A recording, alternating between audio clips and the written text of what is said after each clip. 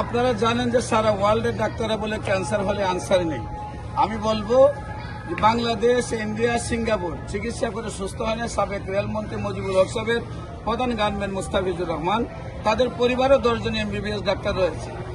যেখানে সারা Bangladesh, India, Singapore চিকিৎসা করে সুস্থ হয় নাই, তারপর একদম মরণাপন্ন অবস্থায় ছিল, যেখানে ওজন 85 কেজি থেকে 25 কেজি চলে আসছিল, যেখানে উনি কাপড়ের কাপড় নিয়েছিলেন এবং 4-5 জনে ওনাকে ধরে নিয়ে আসছিলেন। তারপর চিকিৎসা করেছে আজ থেকে 20 বছর আগে। আল্লাহর অশেষ রহমতে এখনো তিনি সুন্দরভাবে সুস্থ আছেন।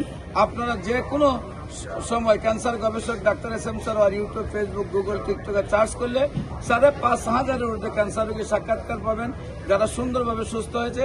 ক্যান্সার হলে আনসার নেই, সে কথার কোনো ভিত্তি নেই। ক্যান্সার সম্পূর্ণরূপে সুস্থ হয়। সবাইকে ধন্যবাদ। যে কোনো প্রয়োজনে স্ক্রিনে দেওয়া নম্বরে যোগাযোগ করেন। আসসালামু আলাইকুম।